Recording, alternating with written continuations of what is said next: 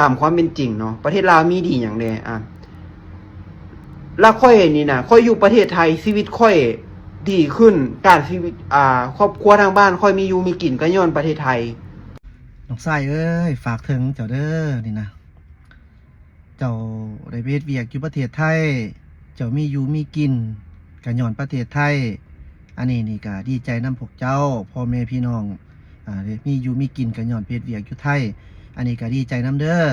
ถ้าหากประเทศไทยก็ต้องได้เฮ็ดให้ถูกระเบียบกฎหมายของประเทศไทยเด้ออยู่ประเทศเพิ่นก็ให้ถูกต้องตามกฎหมายแต่ว่าขอนำอย่างเดียวเจ้าอยากอยู่ประเทศใดก็อย่าทอนประเทศลาวเนี่ยเจ้าก็อย่าสิมาดูถูกประเทศบ้านเกิดเมืองนอนของพ่อแม่เฮาเองของเฮาเองซ้ำเจ้าสิได้ไปใหญ่อยู่ที่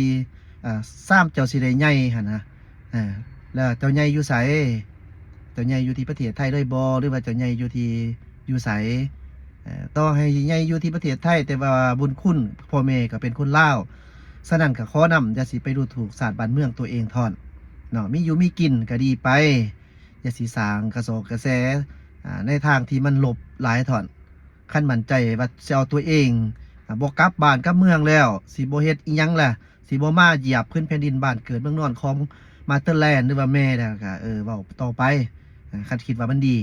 แต่แนะนำส่วนตัวแล้วไอ้ข้อแนะนำสิสร้างคอนเทนต์ก็สร้างคอนเทนต์ที่มันสร้างมันสา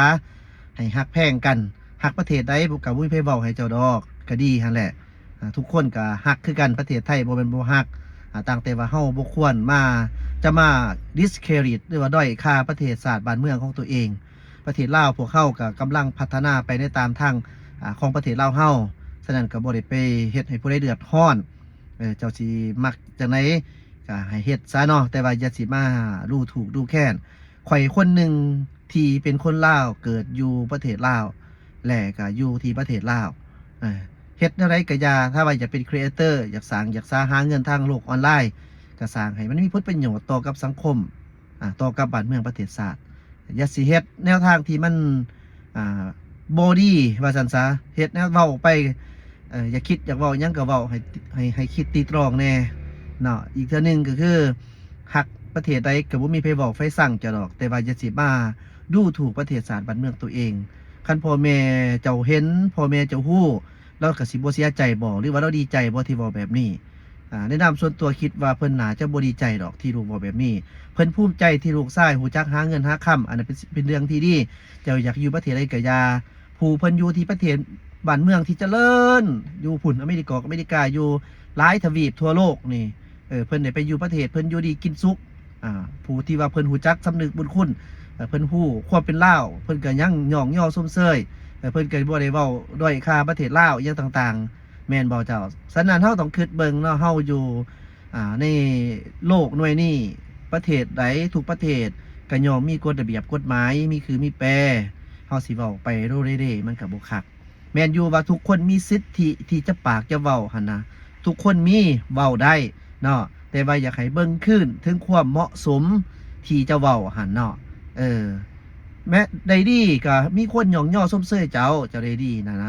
พ่อแม่ได้กินน้ำมันดีกว่านอนอยู่นั่นล่ะการทำมาหากินมันดีแต่ว่าอย่าสิมาดูถูกดูแค้นลบหลู่ประเทศชาติบ้านเมืองตัวเองข่อยเป็นคนลาวข่อยเห็นจังซี่นะข่อยก็บ่คักคือกันฟังเบิ่งเจ้าเว้าแล้วมันรู้สึกลักษณะแบบว่าห่วยประเทศลาวนี่คือบ่มีหยังดีแท้วะคือว่าขี้เร่ขี้หายเอาแต่เอาว่าทั้งที่ว่าข่อยพวกข่อยนี่ก็คันบ่แม่นพื้นแผ่นดินของลาวอยู่ตอนนี้นี่พวกข่อยก็คือสิบ่ได้ใหญ่เกินมาทุกข์กะยามันนะกินข้าวกะจำเกลืออยู่บ้านอยู่เฮือนข่อยเองนะคอยอยู่คอยเป็นคอยไปหากินไปฉะนั้นอย่าสิดูถูกดูแค่ตัวเองอยากเฮ็ดคอนเทนต์อยากหาเงินทางอากาศก็เฮ็ดไปเฮ็ดให้มันในทางที่มันถือมันสร้างมันสรร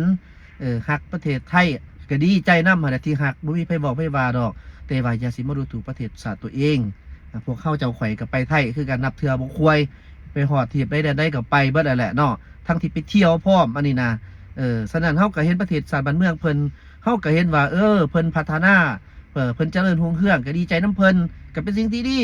เฮ็ดให้ประชาชนสองชาตินี่บ่ผิดเถียงกันเข้าใจฮักแพงกันอันนี้มันสิ่งที่ดีดีกว่าจะเว้าว่าฮักผู้นี้สั่งผู้นั้นข่มผู้นี้มันบ่ถูกเด้อน้องเด้อการศึกษานี่สำคัญช่วยเฮาได้ดีได้บางคนมีการศึกษาแต่ถ้าหากใส่ในทางที่ผิดมันก็เป็นโทษเป็นภัย มันก็เป็นสร้างความผู้อื่นเดียวเบิ่งเฮาเป็นแบบใดบ่ได้สั่งบ่ได้สอนเฮาบ่ได้แม่นเสื้อสายพี่ญาติพี่น้องยามกันต่างแต่ว่าคันเว้าความร่วมแบบนี้เฮาเป็นคนลาวเฮาก็รู้สึกบ่ดีใจก็เลยอยากมาฝากแนะนำน้องๆให้เข้าใจเป็นไผคือยาที่จะเฮ็ดคอนเทนต์มาหั่นน่ะให้คิดดีๆก่อนเนาะก่อนจะมาดูถูกดูแคลนบ้านเมืองศาสตร์บ้านเมืองของตัวเองมันบ่ดีบอกตรงๆมันบ่ดีมันทั้งบ่ดีมันสร้างความเสื่อมเสีย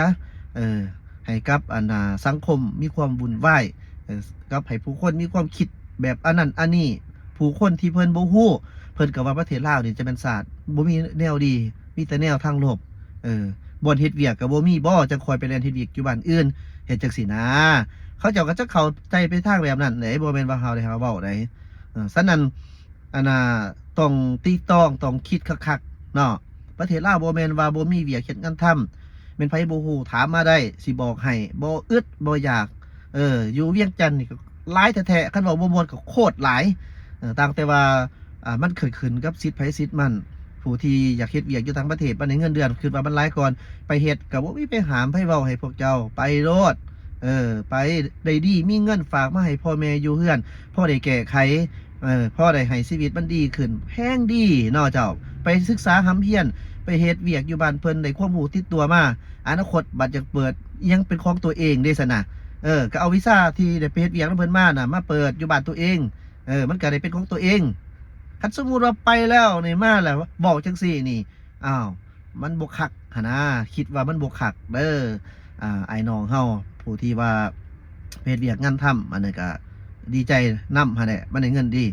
อยู่ลาวนี่อย่าสิเว้าหลายคนก็บ่เข้าใจได้ว่าเฮ็ดเวียกเงินเดือนอยู่ลาวนี่เงินเดือนน้อยมันบ่เสมอไปเด้อพี่น้องเด้อคันเจ้าอยากได้เงินเดือนหลายนี่ข้อยสิแนะนำเจ้าแบบนี้1ให้เจ้าตั้งใจเรียนหนังสือเรียนก็เรียนให้มันเก่งให้มันถึงแท้แล้วก็สอบวิธีแสวงหาแน่เนาะอันนี้ข้อยก็ถือว่าเสียดายอยู่มันบ่ได้เห็นอนาคตคือตอนนั้นนะมันบ่ได้ตั้งใจแบบเอาไถเอาว่านะคันฮู้จังซี่นี่สิเรียนมันจนว่าเฒ่าพุ่นแหละฉะนั้นคันเจ้าอยากได้เงินเดือนหลายเจ้าต้องเรียนให้เก่งต้องมีวิชาชีพที่เป็นของตัวเองแล้วก็มีความรู้รอบตัว มีความรู้หลายเท่าไรแห่งดีเนาะรู้จักแสวงหามันก็หักได้เงินเดือนนี่มันบ่เว้าหรอกเป็นเงินกีบซ้ำนะเจ้าเป็นเงินดอลลาร์พุ่นน่ะมาเบิ่งบ่เชื่อนี่ไปถามเขาเว้าจังนั้นนั่นทำไมเขาสิถามเจ้าคืนหน่อยเจ้ารวยหลายปานใดไปเฮ็ดเวียกอยู่พุ่นจนว่าอยู่ซื่อๆแล้วก็ออกมาเว้าว่าข่อยสิได้ดียังขึ้นมาข่อยได้ดีขึ้นมาพ่อแม่ข่อยได้มีอยู่มีกินมีใช้หางมียังขึ้นมาแล้วก็ย้อนประเทศไทยแล้วก็มาดูถูกประเทศศาสตร์ตัวเองมีคนบอกเจ้าเว้าบ่หรือว่าเจ้าอยากให้เป็นกระแสฮะเนาะมีคนบอกเจ้าเว้าหรือเจ้าอยากให้เป็นกระแสฉะนั้นมีไผถามไผยังบ่เจ้าบ่คิดบ่อายคนผู้เขาหังเขามีแนวบ่ผู้เขารวยเขาหาเงินด้วยความบริสุทธิ์ผุดพองอยู่ประเทศลาวนี่มีบ่อึดบ่อยากเจ้าฮู้ดีสำใดสำหรับข้อมูลประมาณนั้นแม่นบ่เจ้าต้องได้คิดดีๆขึ้นเด้อน้องชายเด้อไอ้เว้าตรงๆคันคิดว่ายังคงอยากอยู่ประเทศชาติบ้านเมืองเจอวิกฤตมาจื้อได้บ่วิกฤตโควิดมาหั่นน่ะสุดท้ายน่ะเฮาบ่มีบ่อนไปแม่นบ่เฮาก็ได้กลับประเทศชาติบ้านเมืองเพิ่นก็ยังรับเอาเฮาเด้ยังปิ่นยังปัวแม่นบ่ฉะนั้นต้องคิดไว้โลกของเฮาคู่มือนี่มันบ่มีหยังที่แน่นอนเด้อบ่แม่นว่าได้ไปได้ยังดียังขึ้นมาแล้วแต่มาดูถูกประเทศชาติบ้านเมืองตัวเองมันบ่เหมาะสมไอ้ว่าหั่นน่ะลองเปลี่ยนคำคิดคำเว้าใหม่ก็หากสิดีแนวใดที่มันสิมีอยู่มีกินเฮ็ดแนวใดสิมันสิเป็นเดือดเป็นร้อนใส่ประเทศชาติบ้านเมืองใส่ตัวเองน่ะอย่าเฮ็ดขอแนะนำบอกกล่าวแบบนี้บ่แม่นว่าสิเว้ายังก็เว้าออกไปยังมีได้หลายอย่างอยู่ที่เจ้าเว้านี่นะเกี่ยวกับเรื่องแบบนี้นี่นะเกี่ยวกับเรื่องหาลูกหาเงินทางออนไลน์แล้วก็สร้างคอนเทนต์ไปในทางบ่ถือบ่ตองอหยังต่างๆคันคิดว่าตัวเองสิไปรอดแล้วหั่นน่ะบ่กลับประเทศชาติบ้านเมืองบ่มาเหยียบพื้นแผ่นดินลาวอหยังต่างๆแล้วนะเอาแล้วจังค่อยว่ากันอันนี้บ่ได้บอกแต่ว่าอยากให้เข้าใจคงจะเข้าใจได้เนาะว่าเป็นหย่อนหยังคันกาว่าบ่มาแล้วหั่นน่ะอยากเว้าแล้วเว้าไปโลดคันกาว่ายังสิมาอยู่แล้วอย่าสิไปเว้าสร้างความเดือดร้อนเฮ็ดให้คนเกลียดสร้างประเทศลาวเฮ็ดให้คนสร้างประเทศลาวดิสเครดิตประเทศตัวเองมันบ่โอเคฉะนั้นคิดได้เว้าได้เฮ็ดขึ้นใหม่สังคมกระแสอภัยมั่นใจว่ายังมีอีกหลายๆคนที่บ่มักคำเว้าของเกี่ยวแบบนี้มันแบบ ลักษณะแบบว่าห่วยประเทศชาติบ้านเมืองตัวเองมันคือบ่มีอีหยังจักดีนี่นะเนาะเว้าแบบนี้ก็ฝากถึงพ่อแม่พี่น้องคนไทยเด้อบ่ได้แม่นว่าพวกเฮาสร้างพวกทานสร้างประเทศว่าบ่พวกเฮาแฮงอยากให้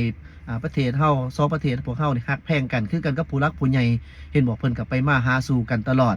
เพิ่นก็ไปมาหาสู่กันตลอดได้ผู้รักผู้ใหญ่นะทั้งขันภาครัฐบาลเนี่ยต่างๆมันมีแต่พวกอันหาอันกินเงินน้ำทางโลกออนไลน์ที่บ่ฮู้ใจแยกถึงฮู้ใจแยกหรือว่าก็อยากมีการสร้างเรื่องขึ้นมาอันนี้นี่ก็โอ้บ่คักอีดีนะเจ้าเอาฝากไว้ซ้ำนี้ยังมีอีกหลายๆอย่างบ่แม่นเป็นการไปกล่าวไปสอนกันเด้อบ่ได้กล่าวบ่ได้สอนเฮานับญาติบ่ถึงกันต่างแต่ว่าเฮาก็อยากให้เอาง่ายๆก็เฮาก็อยากปกป้องประเทศชาติบ้านเมืองตัวเองเฮาในนามเป็นคนลาวแนวมันดีอยู่ประเทศลาวบ่อึดบ่อยากแต่เจ้าบ่เห็นคนส่วนใหญ่มันเจ้าเบิ่งมันคนลาวนี่สิว่าจะได้เว้ามันหลายนะเจ้าท่านผู้ชมมันมีคนทุกข์คนยากบอกคนรวยก็บ่อึดบ่อยากเนาะเขาหากินจังได๋อยู่ประเทศลาวผู้มีก็มีผู้ทุกข์ก็ทุกข์ก็คือกันกับประเทศเจริญแล้วขนาดมหาอำนาจเขาก็ยังมีคนทุกข์คนขอทานก็ยังมีฉะนั้นน่ะค่อยมั่นใจว่าต่อให้อยู่ประเทศใดก็อย่าถ้าหากว่าเฮามีความรู้มันมีการหาใน2ทางที่มันถือมันต้องและก็มีความขยันมีความแสวงหามันก็มีพออยู่พอกินถึงบ่รวยก็บ่ได้เป็นอีหยังที่ยุ่งยากต่อสังคมค่อยมั่นใจแบบนี้ฉะนั้นน่ะ